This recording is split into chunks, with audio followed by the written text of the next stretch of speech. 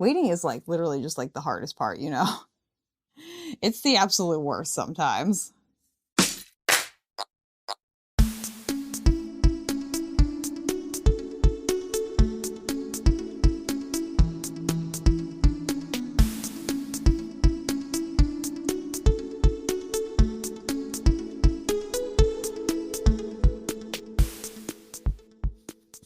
Hello, my friends, and welcome back to Runnah, your favorite local running community. I'm Juliana. Welcome back to our channel.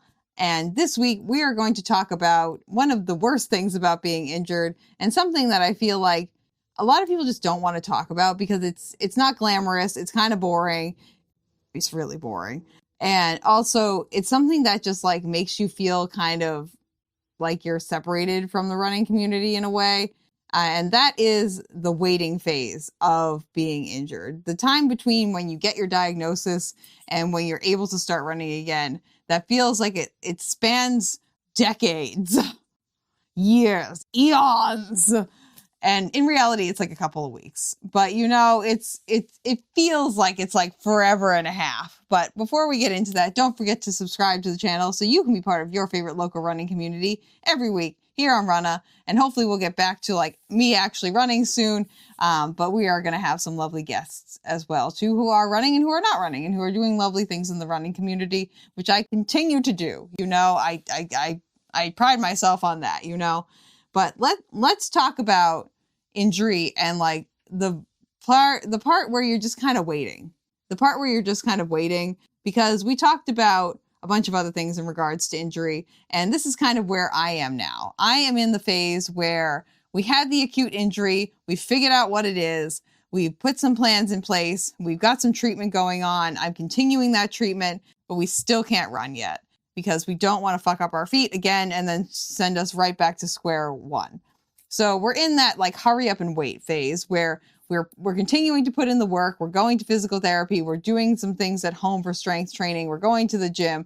I'm keeping up my cardiovascular fitness. I did like 12 and a half hours of cardio this week. So that equals about like 70 to 75 miles, like time wise, if I'm averaging like a 10-minute mile, give or take, which is like an average pace on a trail for me. But we're just kind of waiting. We're sitting around being like, okay, what's going on? And we're also, I know I am, like really hyper fixating on every single thing that's happening in my feet and being like, like anytime anything small happens and anytime I feel like any kind of like off sensation in my foot or whatever, for you, whatever part of the body that you have that's injured, hyper fixating, being impatient, being like, okay, why can I not just run?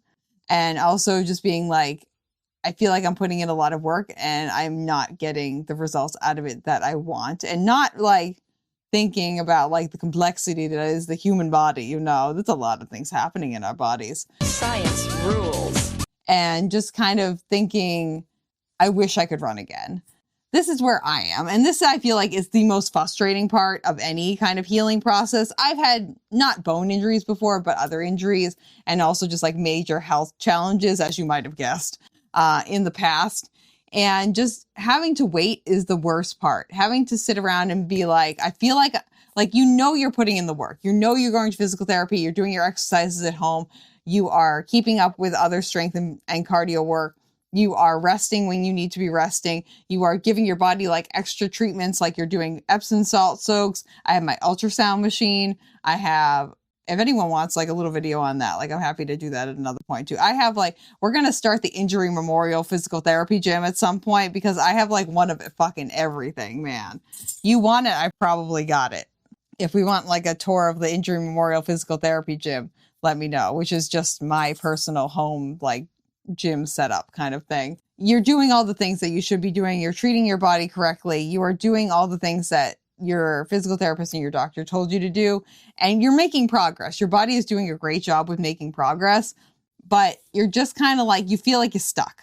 You see everyone else around you going outside running. Not necessarily today. We're having that giant snowstorm blow through today. So like, I do not miss it right now. I took Myrtle outside and I said, fuck this shit. But you see everyone else around you. You feel like everyone else is getting better faster than you are. When in reality, we're kind of all following the same plan of action. And if you're someone who like, I mean, I was looking at the average healing time for a foot fracture, and it's like 6 to 8 weeks. And I'm at week 5. And we're at the point where like I can do toe raises in like in shoes, which is great. I can largely walk around. I can stand in the shower, and I'm not, like, feet are not on fire. So that's fantastic. The swelling has gone away. So that's great. Like the external swelling. I can feel there's still some swelling around like the internal bones when I'm doing like light massage on my feet. It's not like there's no like big swelling. So that's great. And I did like an hour 15 on the stair stepper yesterday, and like I didn't have any problems with that. Just like some minor twinges just because muscles were kind of adjusting themselves.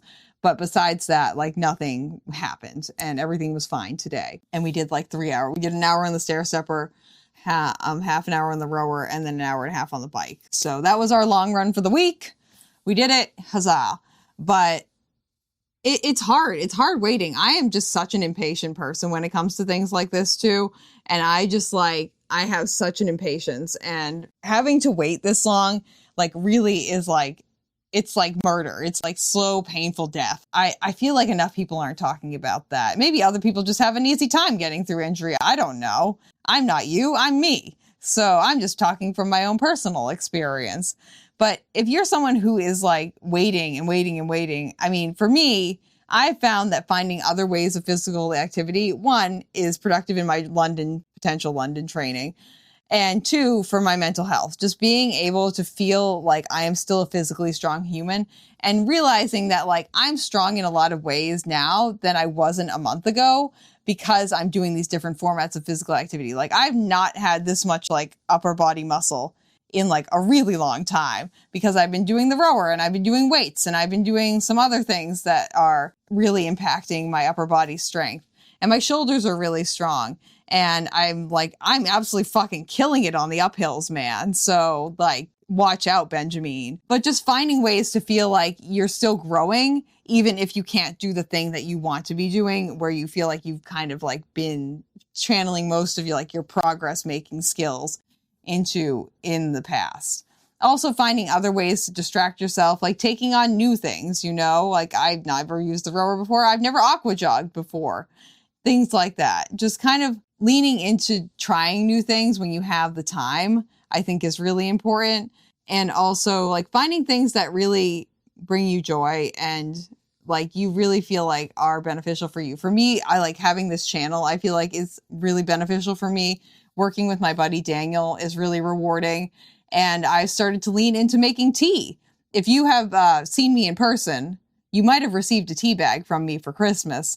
I have started becoming a witch. I am dabbling in witchery. I have started making my own tea with intentions behind it. So far I have confidence tea and I have enthusiasm tea. We're working on kicking the butt tea right now. I've just started to make more tea and like hopefully going to possibly be selling that. So if you're interested in buying some tea, each tea bag is hand bagged by me. And also comes with the confidence tea has a label. I need to work on an enthusiasm tea label, but it is handmade by me and also comes with a pep talk. So I will record a pep talk of me I will record myself giving a pep talk to the tea that you're getting. And you can tell me what intentions you want me to give it in the pep talk. Obviously, like the confidence tea is more of a confidence-based thing, and the enthusiasm more enthusiasm-based tea. But like, say, our friend Colette, who's been on the show before, they are moving to New York. So I packed up some confidence tea for them so that with the intentions and the pep talk of giving them the confidence in the move and the big moves that they're making in their life. I feel like that's rewarding, you know, and I don't know. The biggest thing for me has been just like having a community around me, being able to lean into my community, especially like my aunt and uncle, my best friends, like everyone, the Falmouth community has really been there for me. Dickie and Nancy taking me to the pool, Ben coming to the gym with me, Uncle Paul taking me to all my appointments. This was going to be a busy month already for appointments for me, regardless of the foot. And I think we've talked about this before because we're dealing with the hip issues too, and also possibly some neurological conditions. So nothing is ever simple. Having that community around me really, really, really positively impacts me in a way where I'm able to keep my head above the water. Just having people checking in with me. And also I feel like for me, and finding a way to express what I'm going through and feel less alone. And for me, that is social media and this YouTube channel. and just being able to talk to the camera, talk to all of you, and let you know that like you're not alone if you're going through something like this. And also it reminds me in turn that I'm not alone in going through something like this, and that everyone gets injured. Everyone gets injured. It's not a one person experience. It's a universal experience, whether we like it or not. Being able to find a way that you can share with other people what you're going through and like get it out of your system. That could just be talking to a friend. That could be writing in your journal. That could be talking to your therapist. Anne has also been a big part of this. We give a shout out to Anne. We love Anne. Finding a way to feel like you are able to process your feelings and feel less alone, I feel like is really important as well too. Those are the things that have largely been getting me through being injured. If you have something that helps you a lot and you would like to share it with everyone, please comment below, or you can send it to runnapod@gmail.com. I mean, I'd love to start a list of resources if we have them. I don't really have anything specific to like throw in there except for the things that I already said. But if you have questions about things that I'm doing, I'm more than happy to go into more detail about them. And if you have anything that have helped you, please comment down below and let everyone else who's watching the video know what has helped you in the past and maybe in the future. You never know. Thank you guys for joining me today. Don't forget to subscribe to the channel so you can be part of your favorite local running community every week here on Runnah. And I will see you all very shortly. Love you lots, and I'll see you soon. Bye, guys. Bye. Thank you for listening to this episode of Runnah. This podcast is edited, hosted, and produced by me, Juliana Coughlin. Brought to you in part by the Falmouth Running Club and the Falmouth Community TV station. If you'd like to connect with us, you can find us on Instagram and on TikTok at RunnahPod, and you can send us an email at runnapod@gmail.com. And our original theme music was brought to you by the one and the only wonderful Jeffrey Hutton. And keep up the great work. I'm proud of you.